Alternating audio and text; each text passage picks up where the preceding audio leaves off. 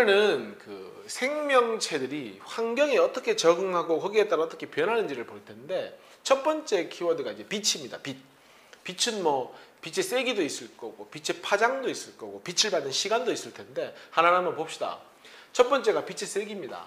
이 빛의 세기는 당연히 어디에 밀접한 영향을 주냐면 광합성을 얼마나 할 수 있느냐, 얼마나 많이 하느냐에 영향을 줄 겁니다. 보통 우리가 이제 양지식물이라고 하는 것은 강한 빛에서 서식하는 거고요. 음지식물이라고 하는 것은 빛이 비교적 약한 곳에서 서식하는 건데, 강한 빛을 받는 경우에는 보통 우리가 이제 양지식물에서 잘 볼 수 있고요. 약한 빛을 받는 건 음지식물에서 잘 볼 수 있는데, 강한 빛을 받으면 광합성을 많이 하고 발달하겠죠. 그래서 울타리 조직이 두껍고 발달해 있다. 그 정도 기억하시면 됩니다. 해면 조직도 있는데 해면 조직보다는 울타리 조직이 광합성과 밀접한 관련이 있거든요. 그리고 약한 빛을 받는 음지식물의 경우에는 울타리 조직이 비교적 얇다. 뭐에 영향을 받는다? 빛의 세기에 영향을 받는다. 그리고 꼭 양지식물과 음지식물이 아니더라도 같은 식물이라도 위쪽은 빛을 좀 많이 받죠. 그러니까 이런 강한 빛을 받는 잎이 나타나고요. 아래쪽은 빛을 좀 적게 받을 수밖에 없거든요. 그러니까 약한 빛을 받는 잎이 같은 식물에도 나타날 수 있습니다. 책에 있죠? 하나의 식물에서도 강한 빛을 받는 잎과 약한 빛을 받는 잎이 구별될 수 있다. 그 얘기를 하고 있는 겁니다. 그 다음에 빛의 파장인데, 뭐 아무래도 우리는 이제 파장이라는 표현보다는 색깔이 조금 더 익숙하긴 한데, 이제 파장에 따라 색깔이 틀려지니까 일반적으로 적색은 조금 파장이 길고요. 청색 계열로 가면 파장이 좀 짧아지거든요, 실제로. 근데 이 물이 적색광을 조금 잘 흡수합니다. 청색에 비해 가지고. 그렇기 때문에 적색광은 깊이까지 들어가지 못하고 주로 적색광은 얕은 곳까지만 투과가 됩니다. 그러니까 아무래도 얕은 곳에 서식하는 것들은 이 적색광을 이용해서 광합성을 많이 하겠죠. 그게 바로 녹조류가 되는 겁니다. 주로 뭘 이용해서 광합성한다? 적색광을 이용한다. 반면에 청색 계열, 황색을 지나 청색 계열로 가면 수십 미 깊은 곳까지 투과가 가능합니다.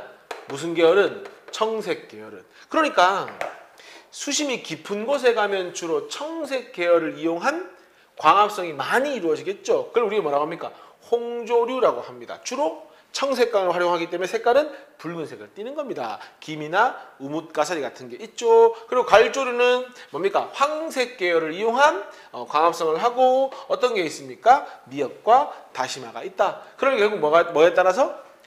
수심에 따라서 뭐가 다른 겁니까? 도달하는 빛의 양이 다른 겁니다. 파장이 다른 겁니다. 그래서 이런 구분이 지어진다. 그렇게 보시면 됩니다. 자, 그 다음에 이제 일조 시간인데, 일조 시간은 뭐 낮이 얼마나 길 거냐, 또 밤이 얼마나 길 거냐, 좀 이따 하겠지만 지속적인 밤이 얼마가 될 거냐, 지속적인 낮이 얼마가 될 거냐, 빛을 얼마나 오랫동안 받을 거냐, 이게 이제 일조 시간입니다. 그래서 이 일조 시간에 따라서 식물의 경우에는 개화, 꽃이 피는 시기가 틀려지고요. 동물의 경우에는 생식, 그러니까 번식하는 시기가 달라집니다. 보통 붓꽃은 일조 시간이 긴 경우에 꽃이 피기 때문에 주로 봄과 초여름에 꽃이 피고, 코스모스는 일조 시간이 짧을 때 보통 가을에 꽃이 피죠.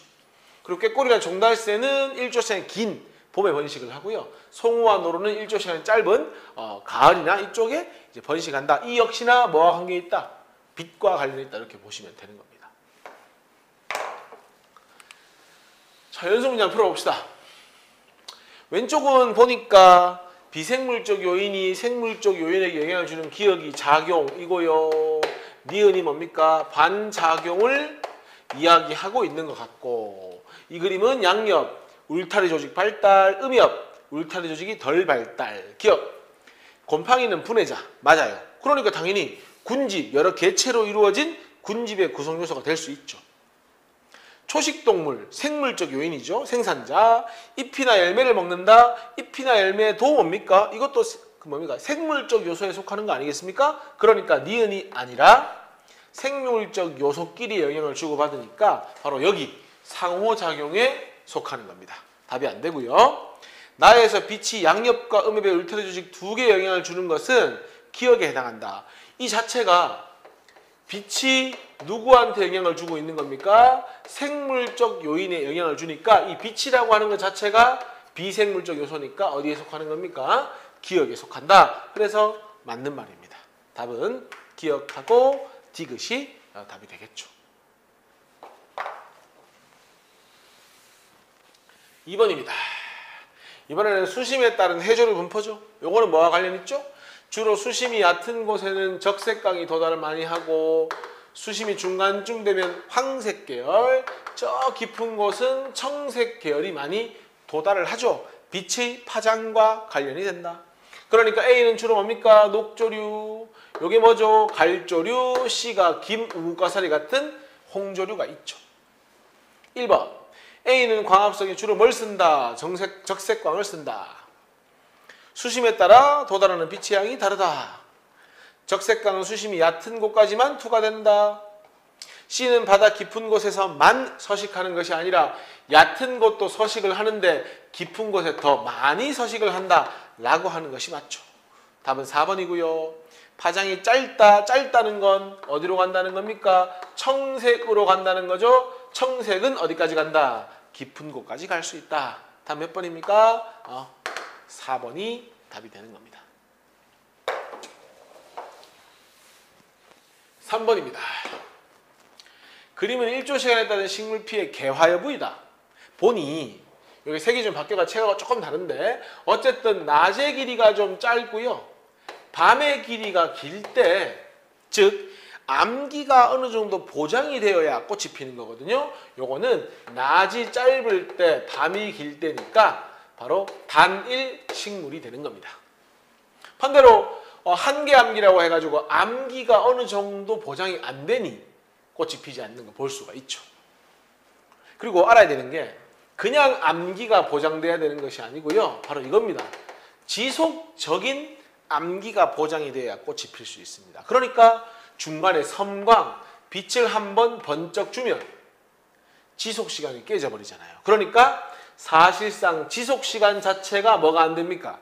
한계 암기가 안 되기 때문에 이런 경우는 꽃이 피지 않는다. 즉 지속적인 밤의 길이가 보장이 돼야 한다. 단일식물 맞고요. 섬광을 비추면 개화가 안 된다고 했죠? 틀렸습니다. 지속된 명기, 낮의 길이가 한계 암기보다 길 때가 아니라 요 지속적인 한계 암기가 길어야 꽃이 피니까 이것도 틀렸습니다. 답은 기억이 답이 되는 거죠. 자, 기본 문제 한번 봅시다. 1번 파장, 세기, 1조 시간 중에 뭔지 찾으라는 건데 보니까 양지식물, 음지식물 나온다는 것 자체가 뭐와 관련 있는 겁니까? 빛의 세기. 낮에 길이 나오고 있으니까 요건 뭐와 관계 있는 거죠? 1조 시간. 홍조류, 녹조류 나오는 거 보니까 뭡니까? 빛의 파장에 따른 투과도. 요게 이제 메인이 되는 겁니다. 2번. 보니까 A는 울타리 조직이 굉장히 발달되어 있죠. 울타리 조직이 발달. 여기는 울타리 조직이 덜 발달. 이렇게 되니까 양엽, 음엽. 기억.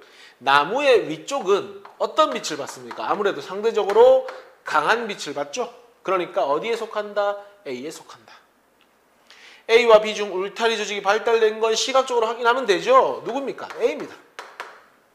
A와 B의 두께 차이에 영향을 미친 비생물 요소는 뭡니까? 빛의 세기, 빛이죠. 답은 기억, 디귿 하시면 되죠. 3번 갑니다. 3번은 그림 보니까 뭘 이야기하고 있죠? 빛의 투과도를 이야기하고 있죠. 보니까 적색광은 얕은 곳, 황색광은 중간 정도까지, 청색광 파장이 제일 짧은 건 깊은 곳까지. 기억. 파장이 짧은 청색광은 바다 깊은 곳까지 도달한다. 맞고요. 녹조류는 청색광보다 많이 분포한 적색광을 잘 이용해서 광합성한다. 그 다음에 홍조류는 팔의 핵함 등이 있다. 팔의 핵함 같은 건 녹조류에 속하는 거죠. 그러니까 홍조류에 속하는 건 어떤 거 있습니까? 김이라든지 아니면 우뭇가사리 같은 거 있습니까? 그런 것들이 주로 어디에 속하는 겁니까? 홍조류에 속하는 거니까 디귿은 틀렸습니다. 답은 기억하고 니은이 답이 되면 되죠. 4번 봅시다. 또 나오네. 빛의 파장. 녹조류, 갈조류, 홍조류. 바로 볼게요.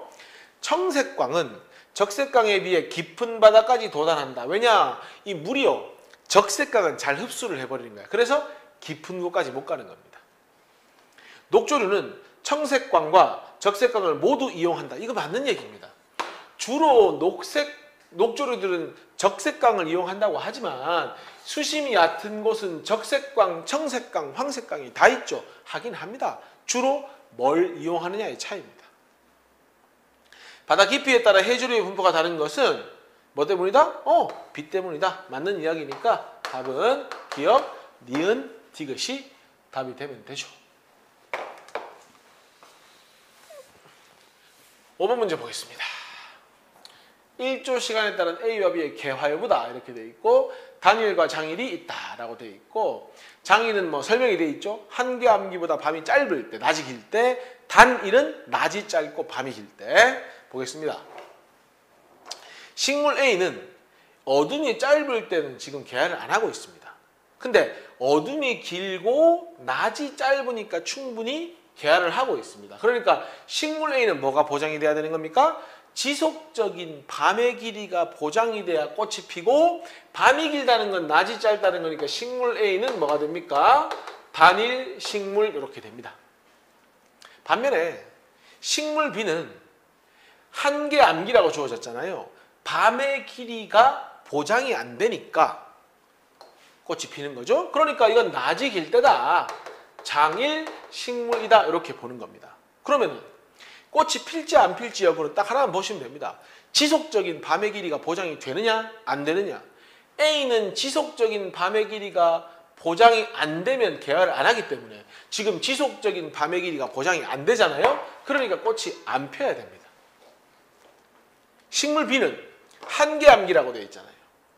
지속적인 밤의 길이가 개화하려면 짧아야지 개화가 가능한 거죠. 그러니까 이렇게 짧게 어둠이 있으니까 지속적인 밤의 길이가 길지 않겠죠? 짧겠죠? 그러니까 충분히 뭐 할 수 있다? 개화할 수 있다. 어디에 포커스를 맞춘다? 지속적인 밤의 길이에 포커스를 맞춘다. 그러면 A는 단일식물, B는 장일이니까 주로 봄, 여름철에 개화하겠죠?